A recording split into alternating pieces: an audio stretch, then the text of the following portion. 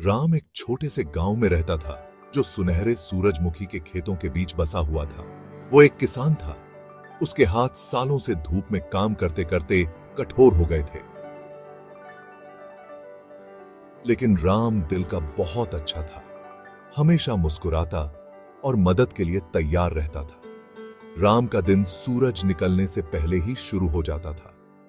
उसकी पत्नी सीता उसके साथ कंधे से कंधा मिलाकर काम करती थी। मुश्किल समय में उनका प्यार एक सहारा था। इतनी परेशानियों के बावजूद राम ने कभी भी अपनी उम्मीद नहीं छोड़ी। उसे कड़ी मेहनत और इंसानियत की भलाई पर बहुत यकीन था। उसके पड़ोसी अक्सर उसे अपना कम खाना उन लोगों के साथ बांटते हुए देखते थे जो गरीब थे। गर्मियों का सूरज बहुत तेज पड़ रहा था, जिससे हरे भरे खेत सूखी बंजर भूमि में बदल गए थे।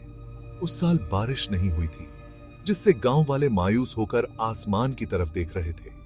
राम की फसलें सूख गईं और बर्बाद हो गईं, जिससे उसके परिवार के पास खाने के लिए भी मुश्किल से गुजारा हो रहा था।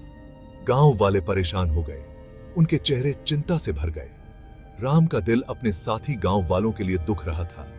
वो अपनी बिरादरी को अपनी बदकिस्मती के बोझ तले दबते हुए नहीं देख सकता था।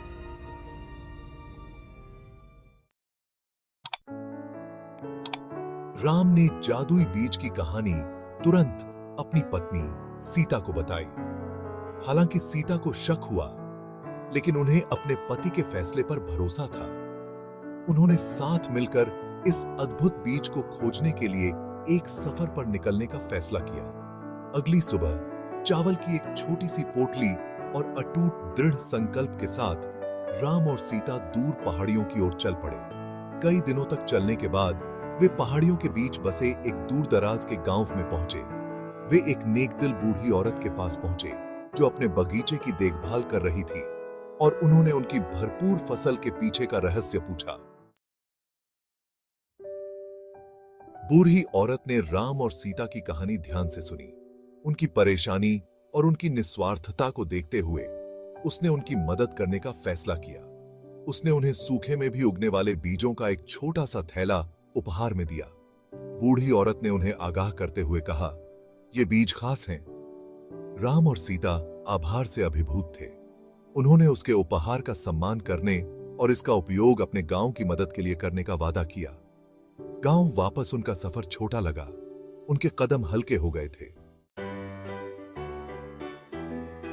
राम ने अपने संक्रामक आशावाद से गांव वालों को एकजुट किया।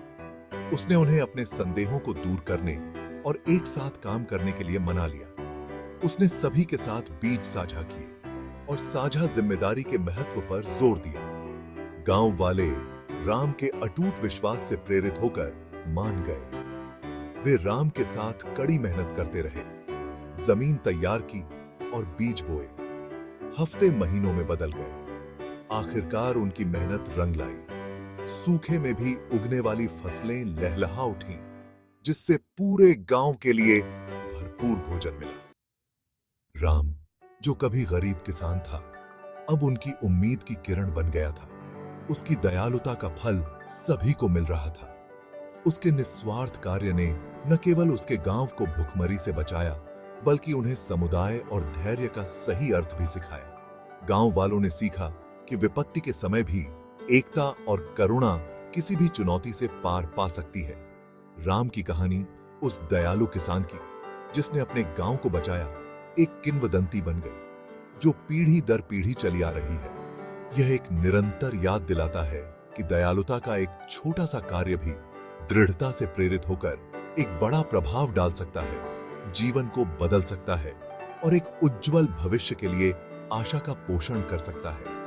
क्योंकि एकता, करुणा और अटूट विश्वास में ही सच्ची ताकत होती है।